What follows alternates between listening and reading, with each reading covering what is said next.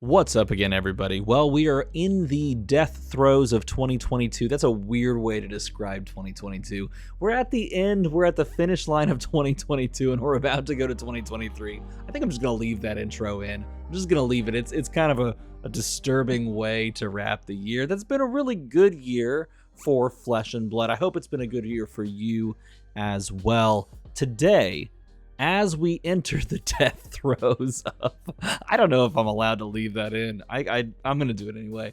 As we enter the last few days of the year, let's go ahead and look all the way back at the 10 most powerful cards released this year. This is a list completely made up by me, put together by me through my thoughts and opinions, which means that they're all perfectly correct and there's absolutely no wiggle room or argument to be made at all. And I certainly didn't forget any very powerful cards. But if I did, or if you disagree, feel free to leave me a comment down below and tell me which cards are more powerful. But anyway, let's get on to it. These are the 10 best cards from 2022, starting with none other than the Techlo Pounder. Now here's an interesting story. Before the Techlo Pounder existed, Dash didn't do anything in the meta of note. Didn't really do anything. Dash control had sort of fallen off.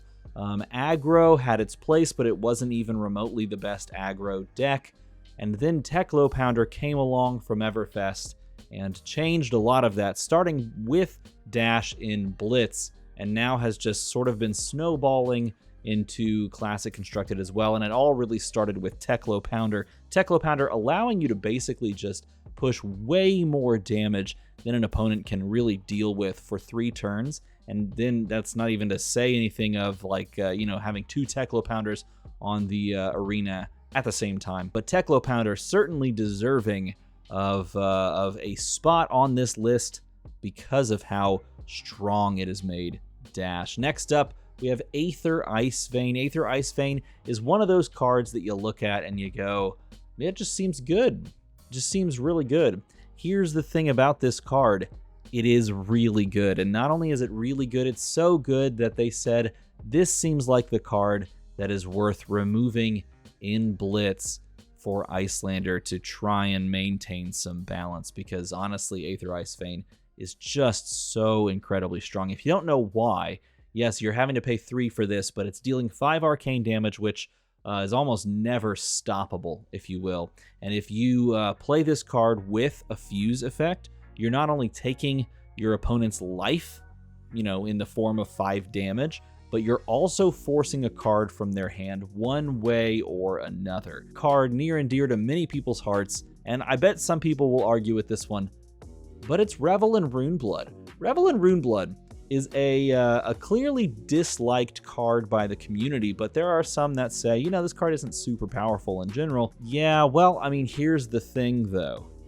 This card is probably the primary reason why Viserai doesn't exist anymore for the time being in the Blitz format, because he living legended out literally after this card was released. This card was so good that it allowed Viserai to basically speed run the Living Legend status on the Blitz level of things. Like, this is high level power.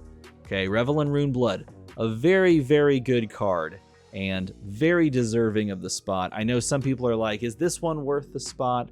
Or is Swarming Gloomveil worth a spot on like more power level lists? I'm going to go ahead and go with Revel and Runeblood because I truly believe that this is the card that helped Viserai immediately just blink out of existence in the old Blitz format. Next up, we have Pulsewave Harpoon, a brand new card from the most recent Dynasty set. Not a lot of Dynasty cards on this list, possibly because they haven't had the time to really marinate into the meta. I think also possibly because that set in general has its power level brought down, and there's a lot of like sideways movements with regards to what cards come out. But one of those cards that is not a sideways move and is a powerhouse, just an absolute all gas card, is Pulsewave Harpoon. A very, very strong card in its own right. Yes, it can just be a 4, for 1 that boosts. It could just be that. But as a chain ender, this comes in, it takes a card from your opponent, it absolutely destroys aggro decks because they have to reveal the hand, and then you get to pick the card that blocks.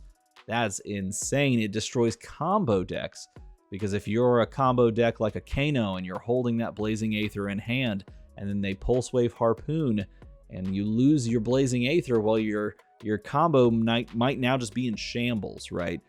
This hits just about every deck in the worst ways possible. Pulse Wave Harpoon, very, very worthy of the spot on the list. Next up's a card that I know some people are going to have a question mark around, but Wending Moon deserves the spot here simply because it is the most flexible and arguably the most powerful wizard weapon that exists, period, end of story. And yes, I know there's a good number of wizard weapons now, and some of them are definitely not good, but Wending Moon is so heads and tails above most, if not all, wizard weapons that it deserves the spot here, because the moment it dropped, it immediately becomes a consideration for complete deck building overhauls for all wizards. This immediately became the #1 weapon for Icelander the moment it came out, and for rightfully so. I mean, it's literally arriving in the set that she is printed in Classic Constructed, right? But it also becomes a huge consideration for Kano, because Kano has the capability of just running this out there. And in fact, you do run this in the sideboard for wizard matchups. Why? Because it's the best weapon in a wizard versus wizard mirror. It just outclasses the use of Crucible of Aetherweave.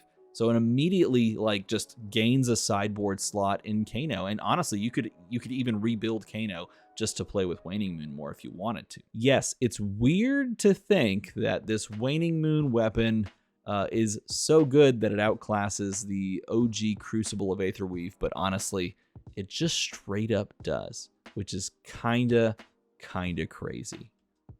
Now we're moving on to the big dogs. These next cards, the second half of this video, are all fire. And honestly, we're starting with one of my favorites. Aether Wildfire is a card that no longer exists in Blitz, at least for the time being, simply because it is so powerful and can lead to so very many quick wins. This card is the reason that Kano exists in Classic Constructed. Without this card, I don't think anyone can actually sit down and play Kano in Classic Constructed and really kind of put up some pressure on your opponent. It is a card that literally demands respect and demands sideboard slots dedicated to just stopping the death that this card brings. Because if you don't know, Aether Wildfire, just like a fire, spreads rapidly, and it pours its damage that it deals on your opponent's turn. It pours it from one thing to the next thing to the next thing. And so Aether Wildfire, because it has the capability of just pushing so much damage on Classic Constructed heroes and allowing a hero to actually be played, and because it is so powerful it can be played in the old Blitz format, I think it deserves the spot here. And it's just really cool. If there's an extended art, come on, you gotta love that. Speaking of incredibly pushed cards, next we have Mask of the Pouncing Lynx. It is another card that is so incredibly strong that it can't be played in Blitz. I know there's a lot of people that are really sad because they really loved playing Mask of the Pouncing Lynx to go get their Spring Tidings as Benji, but unfortunately that card doesn't exist, and it's because it can go and get you just like a free Lava Burst nowadays. Mask of the Pouncing Lynx basically being able to just go fetch you 6 damage at any moment. Incredibly scary card, and one that really pushes the power level of ninjas incredibly well, because Mask of the Pouncing Lynx along with Fi in Classic Constructed was a terror. That plus Stubby Hammers for a small portion absolutely dominated everything.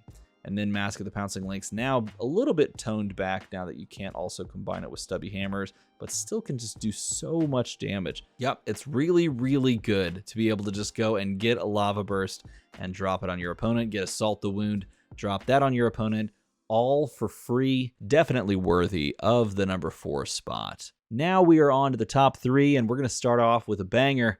It's Crown of Providence. This card is the second card on the list that was spoiled by Arsenal Pass. Interesting to think of it that way. The second card, Spoiled by Arsenal Pass. They get some good spoiler cards. That's pretty impressive, man. Crown of Providence is a premier piece of equipment in the game, and it is probably the sole reason that the other premier headpiece prior to the release of this card, which was the Arcanite Skullcap, has fallen far, far, far in price because Crown of Providence has supplanted it completely in most every deck in the format, because this card being able to cycle a card from your hand or a card from your arsenal and just replace it can dance around so much disruption. It allows you to basically play a 5-card hand at any moment, which is incredibly good in a game where you have 4 cards and everything is sort of statted around having 4-card hands.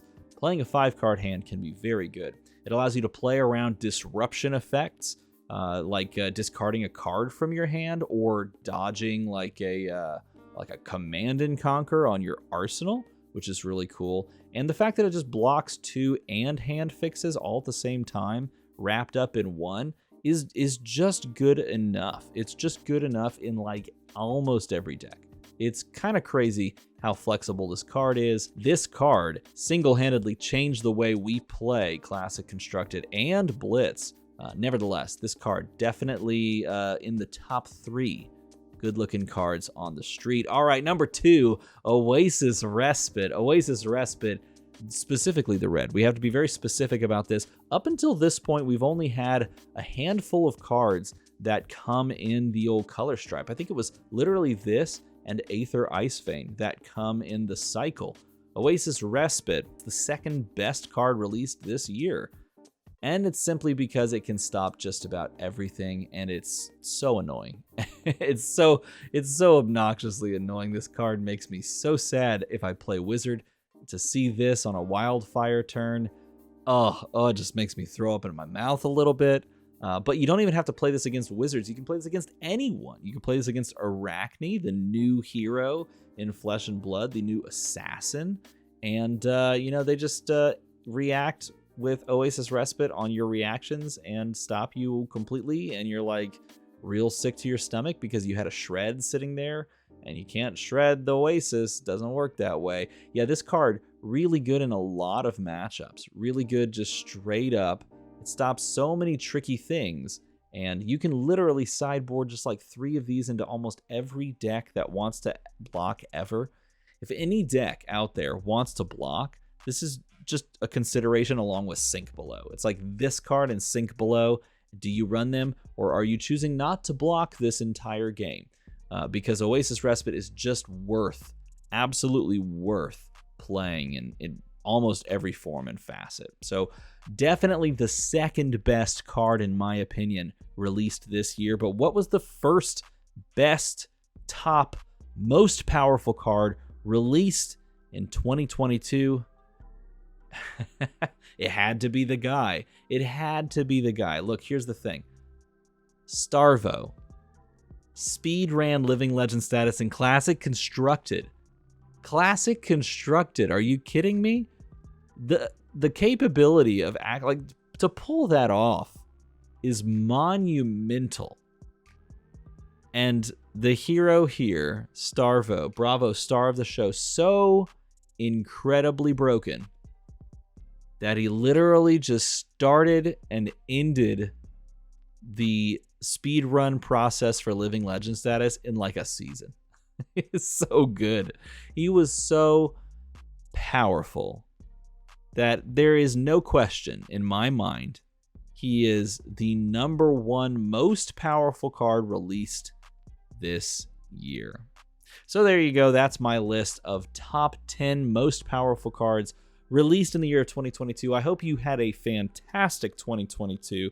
I hope you really enjoyed playing the game of Flesh and Blood, and really any game that you played. I also hope you enjoyed this video. If you did, feel free to make that number climb slightly higher, and then eventually the number right there will become a 7. How cool will that be? That'd be pretty amazing. If you enjoyed this video, or if you completely hate me now after these top 10 cards, which are, let's be honest, literally the best 10 cards, and there's no arguing. Let me know in a comment below if you disagree with that. As always, thanks for watching.